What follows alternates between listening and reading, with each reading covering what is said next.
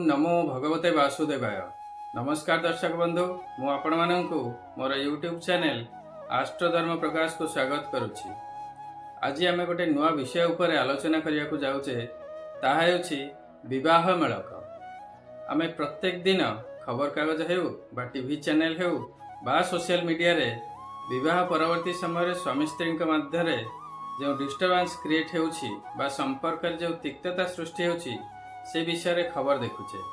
जदि अल्परे समाधान हेउनी परवर्ती समय विवाह विच्छेद बा हिंसार रूप नेउछि, तेबे एही असुविधा को दूर करिया पई कि केवल एजुकेशनल पर्पज रे आपण मानकर इन्फॉर्मेशन पई बा नॉलेज बढ़ाइबा पई मु एही वीडियो सीरीज टी आरंभ करिया को जाउछि विवाह दशमेलक उपरे। मु एही वीडियो माध्यम रे आपण माननकु बेसिक इन्फॉर्मेशन देबी कि केउ राशि नक्षत्र पुओ सहित केउ राशि नक्षत्र झीर मेलक बा विवाह पई ग्रहणीय हेबो बा ग्रहणीय हेबो नाही। आपणकर पुओ एवं झीर राशि एवं नक्षत्र सठिक होइथिबा उचित। यह केवल आपणकर साधारण ज्ञान बा जनरल नॉलेज पई अटे। तेणु मु सजेस्ट करिबी जे विवाह पूर्वरु बोध पुओ एवं झीयंकर जातक आपण जेकोसी ज्योतिष शास्त्री द्वारा प्रॉपर मेलक कराई तापरे विवाह पई आगको अग्रसर हेबे, कारण यह आपणकर पुओ बा झीयर भविष्यत जीवन निर्धारण करिवो। आसंतो जानिबा विवाह दशमेलक कौन। साधारणतः बर एवं कन्यांकर जातक मेलक विचार कला बेले 10टी विषय बा 10टी फैक्टर उपरे आलोचना करा जाय। ताहा हेउछि तारां चंद्रं बलं वर्णं मंडलं भवनाधिपं नाड़ी जाति स्वर वर्ग विवाह दशमेलका। अर्थात तारा बा नक्षत्र, चंद्र, बल, वर्ण, मंडल, भवनाधिप, नाड़ी, जाति, स्वर एवं वर्ग एपरि 10 प्रकार विषय गणना करा जाए। एही 10टी गणना को 33 पॉइंट दिया जाइछि। जदि कम से कम 22 ରୁ 25 पॉइंट रहिला एवं नाड़ी दोष बा गणदोष न रहुछि तेबे विवाह पई कि चिंता करा जाई पारे। एही वीडियो रे आमे जानिबा कृतिका नक्षत्र वृष राशि 3/2 वृष राशि रो बर सहित 1/1 अश्विनी नक्षत्र मेष राशि ठारू 27/12 रेवती मीन राशि पर्यंत कन्यार विवाह मेलक शुभ हेबो बा अशुभ हेबो ए विषय रे वर्तमान आमे जानिबा। बरर राशि नक्षत्र हेउछि 3/2 कृतिका नक्षत्र वृष राशि एवं प्रथम कैटेगरी कन्यार राशि नक्षत्र हैला 1/1 अश्विनी नक्षत्र मेष राशि। एटी 33 पॉइंट रु 18 पॉइंट रहउछि 54% मेलक हेउछि। मात्र मित्र 2 द्वादश हेउछि, तेणु विवाह ग्रहणीय अटे। नेक्स्ट हैला 2/1 द्विजा नक्षत्र मेष राशि कन्या। एठी मध्य 33 रु 18 पॉइंट रहउछि 54% मेलक हेउछि। मात्र एठारे नर राक्षस दोष रहउछि, तेणु मेलक हेउ नाही, विवाह ग्रहणीय नुहे, वर्जनीय। थर्ड रे हला 3/1 कृतिका नक्षत्र मेष राशि कन्या। एठी मध्य 33 रु 18 पॉइंट रहउछि 54% मेलक हेउछि, किंतु एठारे समान नक्षत्र किंतु भिन्न राशि रहउथिबारु मेलक ग्रहणीय नुहे, विवाह वर्जनीय। चतुर्थ रे हला 3/2 कृतिका नक्षत्र वृष राशि कन्या। एठी 33 पॉइंट रु 28 पॉइंट रहउछि 84% मेलक शुभ रहउछि, राजजोटक पड़ुछि, तेणु विवाह अत्यंत उत्तम अटे। 4/2 रोहिणी नक्षत्र वृष राशि कन्या। 33 रु 20 पॉइंट रहउछि 60% मेलक हेउछि। मात्र एठारे नर राक्षस दोष रहउछि, तेणु प्रायश्चित पूर्वक आमे विवाह पई कि चिंता करि परिबा। नेक्स्ट हला 5/2 मृगशिरा नक्षत्र वृष राशि। 33 पॉइंट रु 22 पॉइंट रहउछि 66% मेलक हेउछि। एठी राजजोटक पड़ुछि, तेणु विवाह करणीय अटे। नेक्स्ट हला 5/3 मृगशिरा नक्षत्र मिथुन राशि। 33 रु 19 पॉइंट रहउछि 57% मेलक हेउछि। मात्र एठारे अरि 2 द्वादश रहउथिबारु मेलक शुभ नुहे, तेणु विवाह वर्जनीय अटे। नेक्स्ट हला 6/3 आर्द्रा नक्षत्र मिथुन राशि। एठी 33 रु 19 पॉइंट रहउछि 57% मेलक हेउछि। ଏଠି ମଧ୍ୟ ଅରି ଦ୍ୱିତୀୟ ଦୋଷ ରହୁଛି, ଗଣ ଦୋଷ ରହୁଛି, ତେଣୁ ମେଳକ ଗ୍ରହଣୀୟ ନୁହେଁ, ବିବାହ ବର୍ଜନୀୟ। 7/3 ପୁନର୍ବସୁ ନକ୍ଷତ୍ର ମିଥୁନ ରାଶି 33ରୁ 19 ପଏଣ୍ଟ ରହୁଛି, 57% ମେଳକ ହେଉଛି। ଏଠି ମଧ୍ୟ ଅରି ଦ୍ୱିତୀୟ ଦୋଷ ରହୁଛି, ତେଣୁ ବିବାହ ଶୁଭ ନୁହେଁ। ନେକ୍ସଟ ହେଲା 7/4 ପୁନର୍ବସୁ ନକ୍ଷତ୍ର କର୍କଟ ରାଶି 33ରୁ 21 ପଏଣ୍ଟ ରହୁଛି, 63% ମେଳକ ହେଉଛି। ଏଠାରେ ରାଜଯୋଟକ ପଡ଼ୁଛି, ତେଣୁ ମେଳକ ଶୁଭ ଅଟେ, ବିବାହ ଗ୍ରହଣୀୟ। 8/4 ପୁଷ୍ୟା ନକ୍ଷତ୍ର କର୍କଟ ରାଶି 33ରୁ 23 ପଏଣ୍ଟ ରହୁଛି, 68% ମେଳକ ହେଉଛି। ଏଠାରେ ନାଗନାଡ଼ି ଦୋଷ ରହୁଛି, ତେଣୁ ପ୍ରାୟଶ୍ଚିତ ପୂର୍ବକ ବିବାହ ପାଇଁ ଚିନ୍ତା କରିହେବ।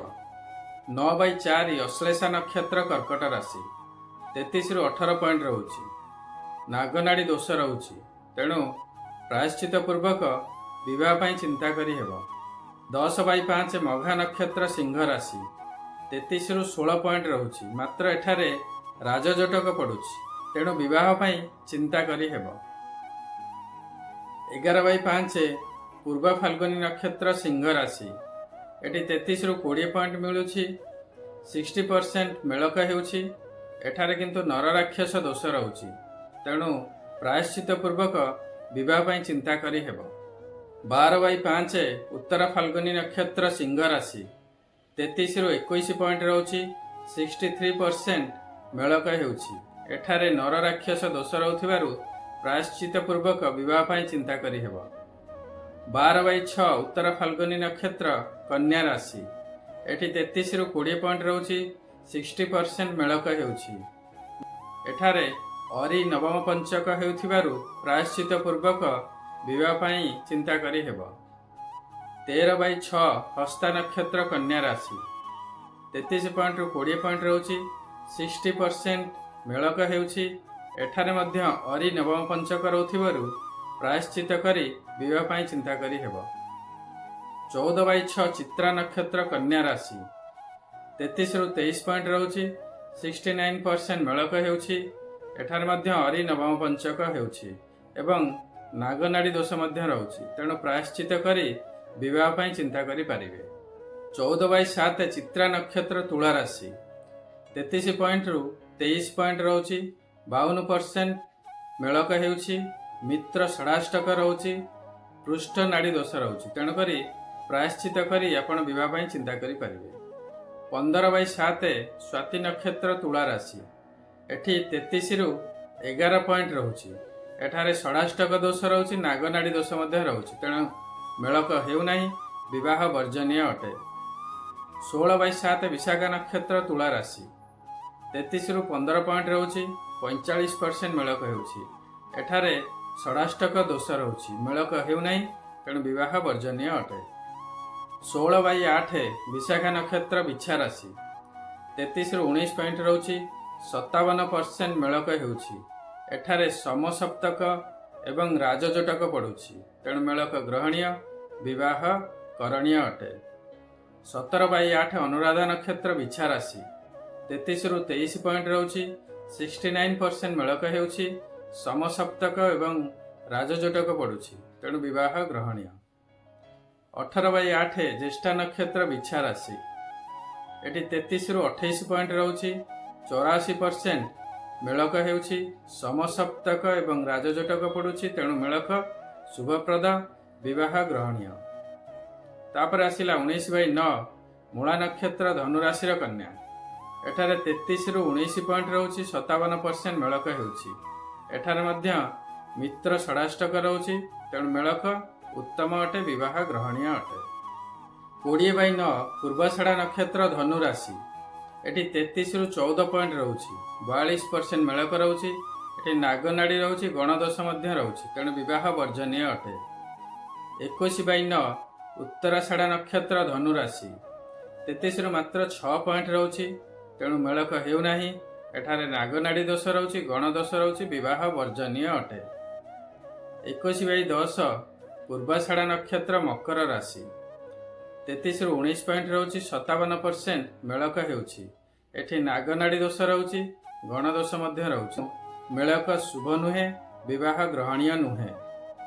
22/10 ଶ୍ରବଣ ନକ୍ଷତ୍ର ମକର ରାଶି 33 ରୁ 19 ପଏଣ୍ଟ ରହୁଛି। 57% ମେଳକ ହେଉଛି।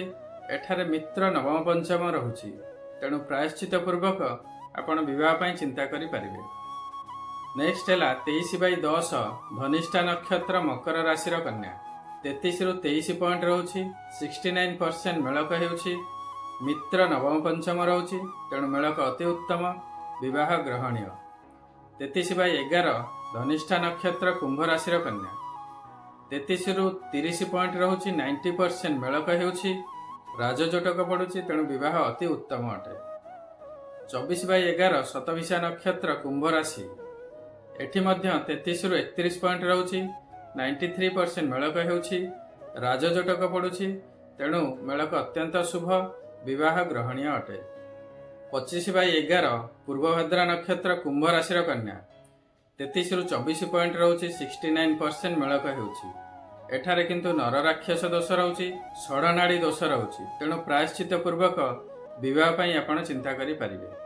25/12 ପୂର୍ବଭଦ୍ରା ନକ୍ଷତ୍ର ମୀନ ରାଶି 33 ପଏଣ୍ଟରୁ 19 ପଏଣ୍ଟ ରହୁଛି। 57% ମେଳକ ହେଉଛି। ଏଠାରେ ନରରାକ୍ଷସ ଦୋଷ ରହୁଛି, ଷଡ଼ନାଡ଼ି ଦୋଷ ରହୁଛି, ତେଣୁ ବିବାହ ବର୍ଜନୀୟ ଅଟେ। ତାପରେ ହେଲା 26/12 ଉତ୍ତରଭାଦ୍ରା ନକ୍ଷତ୍ର ମୀନ ରାଶି 33 ପଏଣ୍ଟରୁ 21 ପଏଣ୍ଟ ରହୁଛି। 63% ମେଳକ ହେଉଛି। ଏଠାରେ ନରରାକ୍ଷସ ଦୋଷ ରହୁଛି, ନାଗନାଡ଼ି ଦୋଷ ମଧ୍ୟ ରହୁଛି, ତେଣୁ ପ୍ରାୟଶ୍ଚିତ କରି ଆପଣ ବିବାହ ପାଇଁ ଚିନ୍ତା କରିପାରିବେ। ଲାଷ୍ଟରେ 27/12 ରେବତୀ ନକ୍ଷତ୍ର ମୀନ ରାଶିର କନ୍ୟା 33 ରୁ 22 ପଏଣ୍ଟ ରହୁଛି। 65% ମେଳକ ହେଉଛି। ଏଠାରେ ଦେବରାକ୍ଷସ ଦୋଷ ରହୁଛି, ପୃଷ୍ଠନାଡ଼ି ଦୋଷ ରହୁଛି, ତେଣୁ ପ୍ରାୟଶ୍ଚିତ କରି ଆପଣ ବିବାହ ପାଇଁକି ଚିନ୍ତା କରିପାରିବେ। ଏହି ଭିଡ଼ିଓରେ ଆମେ ଜାଣିଲେ କୃତିକା ନକ୍ଷତ୍ର ବୃଷ ରାଶି ବା 3/2 ବୃଷ ରାଶିର ବର ସହିତ 1/1 ଅଶ୍ୱିନୀ ମେଷ ରାଶି ଠାରୁ 27/12 ରେବତୀ ମୀନ ରାଶି ପର୍ଯ୍ୟନ୍ତ କନ୍ୟାର ବିବାହ ମେଳକ ରାଶି ନକ୍ଷତ୍ର ଅନୁସାରେ ଶୁଭ ହେବ ବା ଅଶୁଭ ହେବ, ଏ ବିଷୟରେ ଆମେ ଜାଣିଲେ। ମାତ୍ର ଏହା ବ୍ୟତୀତ ବରକନ୍ୟାଙ୍କର ଜାତକରେ ଗ୍ରହମାନଙ୍କର ସ୍ଥିତି ଏବଂ ଆହୁରି ମଧ୍ୟ ବହୁତ କିଛି ଜିନିଷ ଦେଖିବାକୁ ପଡ଼େ। ତେଣୁ ବିବାହ ପାଇଁ ଫାଇନାଲ ଡିସିସନ୍ ନେବା ପୂର୍ବରୁ ଆପଣ କୌଣସି ଭଲ ଜ୍ୟୋତିଷ ଶାସ୍ତ୍ରୀଙ୍କ ଦ୍ୱାରା ଉଭୟ ବର ଏବଂ କନ୍ୟାଙ୍କର ଜାତକର ପ୍ରପର ମେଳକ କରାଇ ବିବାହ ପାଇଁକି ଆଗକୁ ଅଗ୍ରସର ହେବା ଉଚିତ। ବରକନ୍ୟାଙ୍କର ଜାତକର ବିବାହ ମେଳକ ପାଇଁ ଭିଡ଼ିଓରେ ଦିଆଯାଇଥିବା ନମ୍ବରରେ ମଧ୍ୟ ଆପଣ ଯୋଗାଯୋଗ କରିପାରିବେ। ଆଶା କରୁଛି ଏହି ଭିଡ଼ିଓଟି ଆପଣଙ୍କୁ ଭଲ ଲାଗିଥିବ। ଯଦି ଭଲ ଲାଗିଛି ଭିଡ଼ିଓଟିକୁ ଲାଇକ୍ କରନ୍ତୁ ଏବଂ ସେୟାର କରନ୍ତୁ। ବର୍ତ୍ତମାନ ପର୍ଯ୍ୟନ୍ତ ଯଦି ମୋ ଚ୍ୟାନେଲକୁ ଆପଣ ସବସ୍କ୍ରାଇବ୍ କରିନାହାନ୍ତି, ତେବେ ସବସ୍କ୍ରାଇବ୍ ନିଶ୍ଚୟ କରନ୍ତୁ। ଆପଣଙ୍କର ମତାମତ କମେଣ୍ଟ ସେକ୍ସନରେ ନିଶ୍ଚୟ ଦେବେ। ସର୍ବେ ଭବନ୍ତୁ ସୁଖିନଃ, ସର୍ବେ ସନ୍ତୁ ନିରାମୟା, ସର୍ବେ ଭଦ୍ରାଣି ପଶ୍ୟନ୍ତୁ, ମା କଶ୍ଚିତ୍ ଦୁଃଖ ଭାଗ୍ ଭବେତ୍। ନମସ୍କାର।